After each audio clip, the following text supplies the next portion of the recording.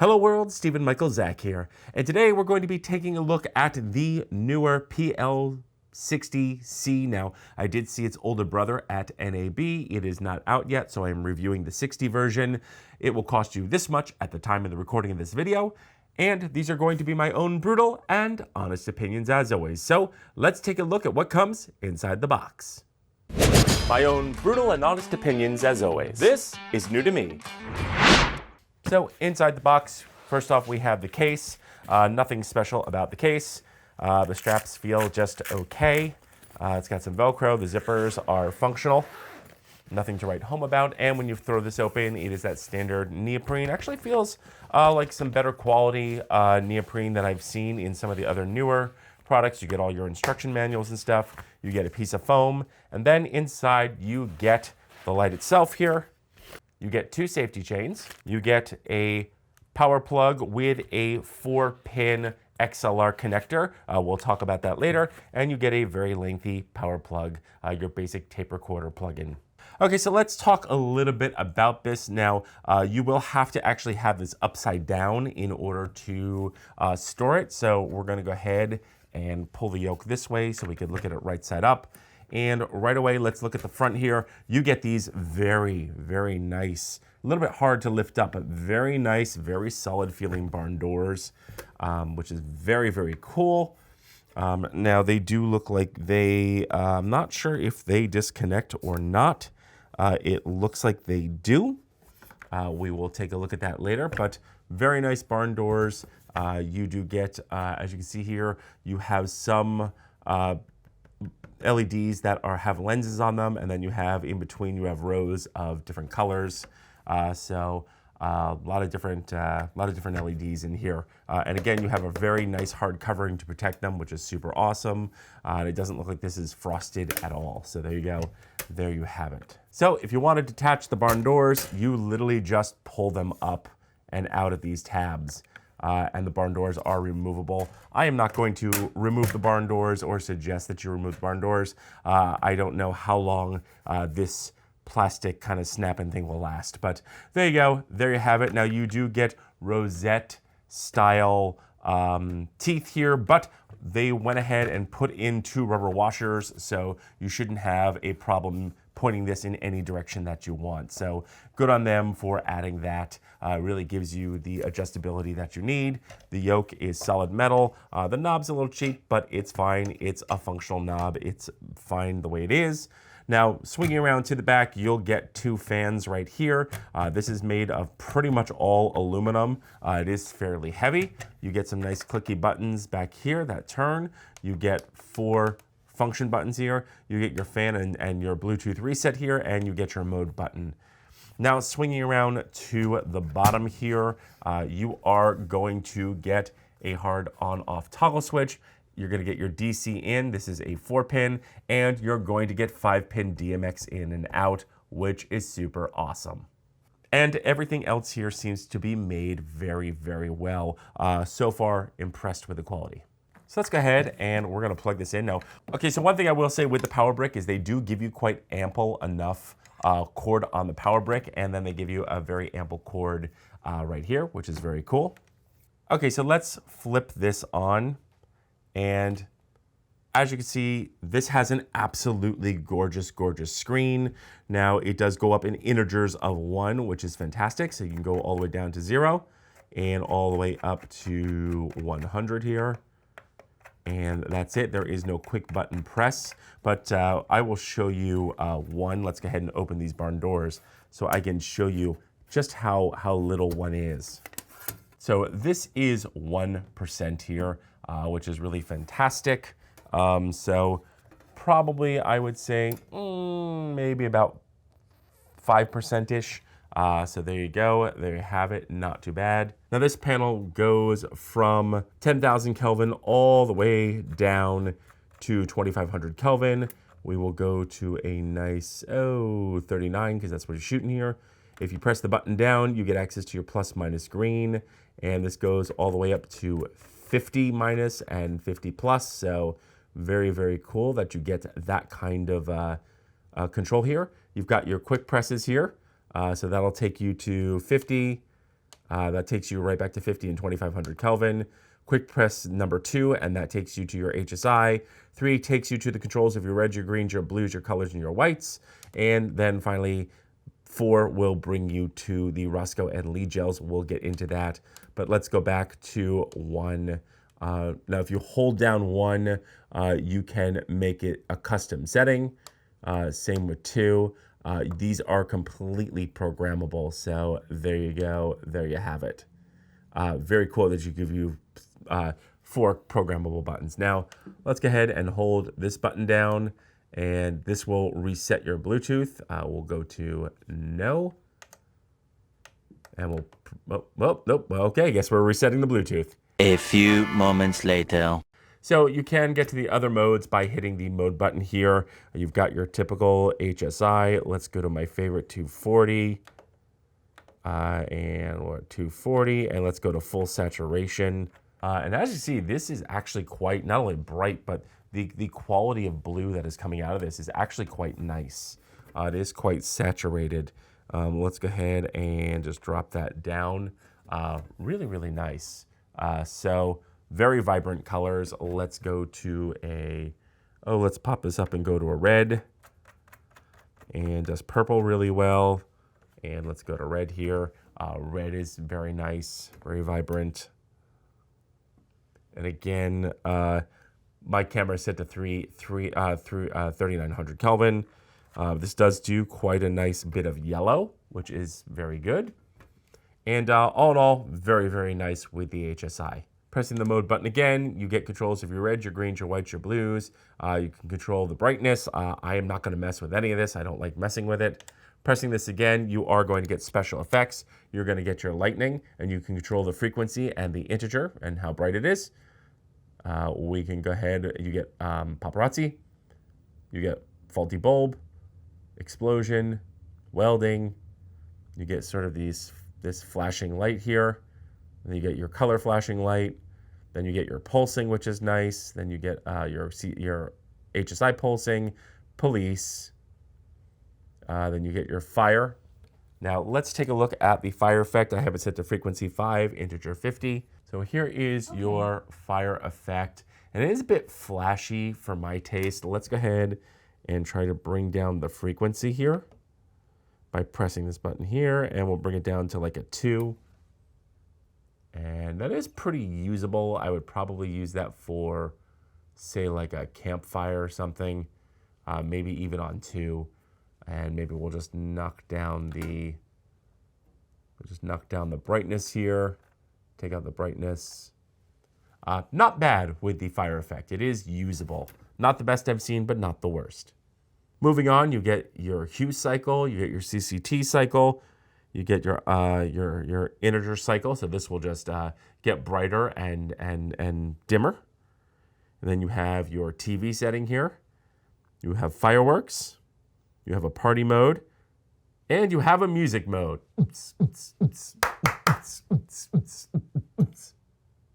So there you go. And then back to lightning.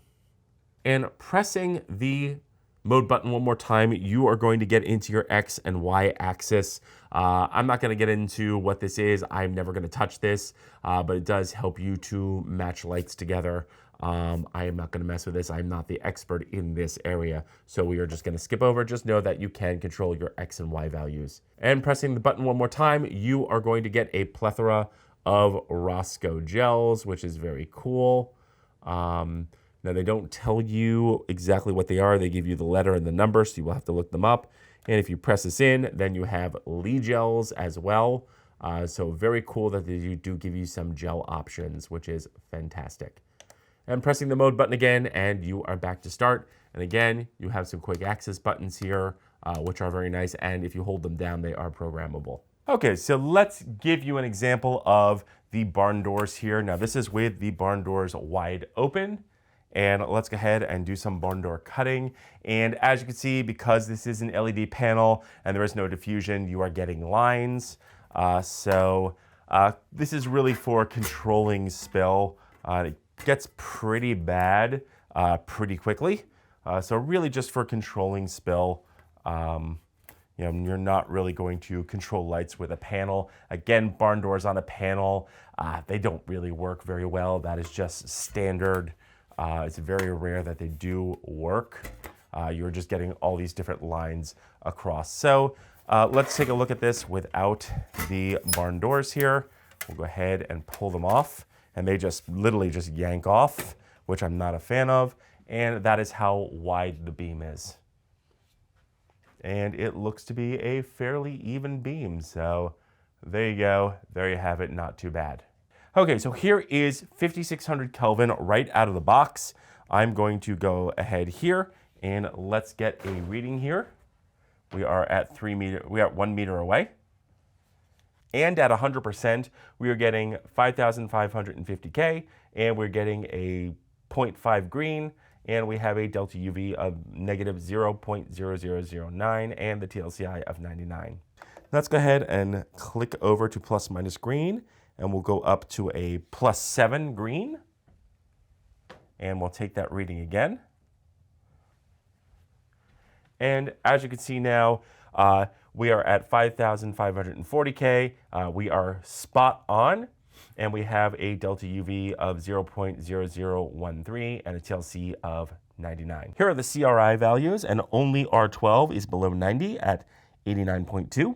And your TM30 vector score is also looking quite nice. And for those that want it, here's the spectral analysis. And here are your SSI scores. So the plus about this panel is you can color correct it, which is very cool. Now let's go ahead and let's go back to 0 on the plus minus green, and let's go to 3200 Kelvin. And let's go ahead and get a reading on that. We get 3,136 K. You get a slight green there at 0.2, and your delta UV is negative 0.0016, and you get a TLCI of 98, so it does drop a bit here. Now let's go ahead and try to color correct this. Okay, so here we are with the readings. You get 3,147 K. We are spot on. Now we do have the panel set to green magenta +4. So that is going to make sure that there is no color shift. Now you do have a delta of UV of minus 0.005, and again, the TLCI is a bit low. Let's go ahead and get some other readings. So here are your CRI values, and nothing is below 90, which is fantastic. Here is your TM30 vector score. Here is the spectral for anyone who wants it. And here is the spectral analysis for anyone who wants it. Okay, so here we are. We are at 100% at 3900 Kelvin. We are at magenta +2. And that color corrects this so that there is no shift in the color of the light here. And this is 100%. And let's go down to 50% here. And there is your 50%, still super bright. Then we'll go down to your 20% here. And we'll bump up to 25% just to give you a little bit of what 25% looks like. Then we'll go back to 20. Then we'll go to 15% here, which is looking quite nice. And let's go ahead and get another reading to see if we've lost any value as far as color. And we have. So the minute you start going down, you are going to shift again. So you will have to constantly be taking measurements and adjusting your plus minus green. Let's go to 50% here. Actually, let's go down and show you what 10% looks like. Here is 10%. And then here is 1%. As you see, 1%, very, very nice.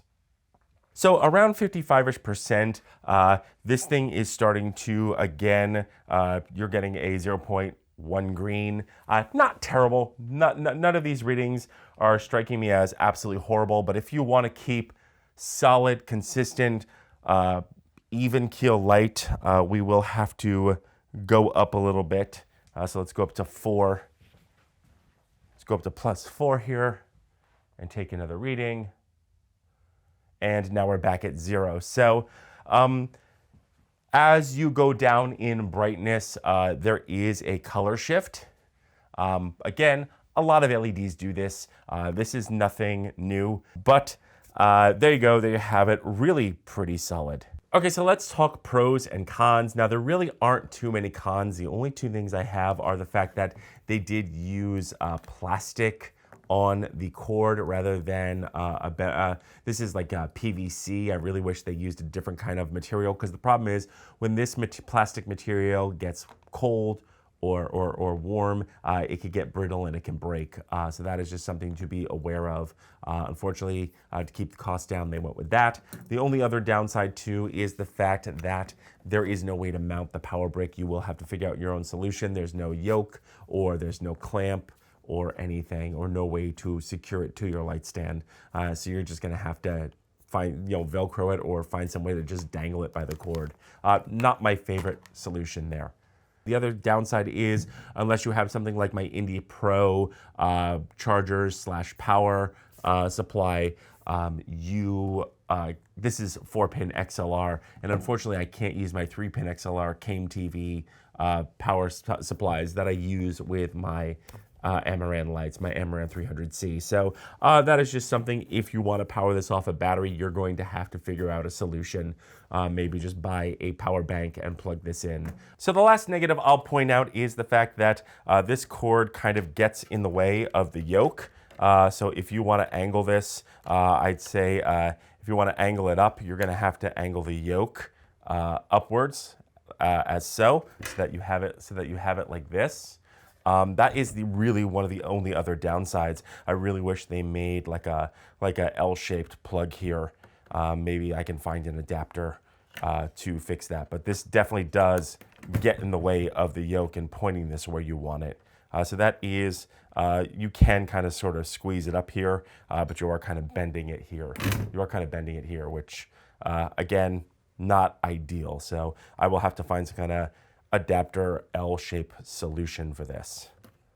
And finally, the only real problem I can find on this panel is the fact that you do have to sort of kind of yank the barn doors off. You have these little plastic things, and I don't know how long those are going to last. I don't know if those can get broken. They are just kind of, you just kind of form fit them and you just kind of squeeze them in.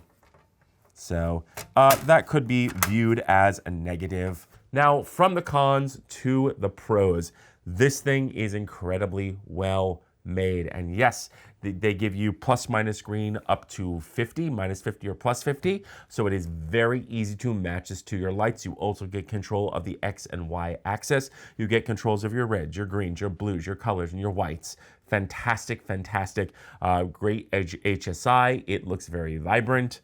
You get a lot of controls in the special effects area, all the ones that you would need. The special effects are pretty good, I would say usable. I really do enjoy the fact that they give you these wonderful quick access buttons. That is fantastic. And they include both Lee and Roscoe gels. Now, unfortunately, they don't tell you what gel it is. You will have to actually go and look it up online. But they do give you these gels, which is fantastic. So really amazing. And finally, I didn't test it because I don't have a setup, but this does have DMX, which is fantastic. And I will put up here what kind of DMX it is. So really very, very impressed. They've got your fan setting, a toggle on off switch, everything.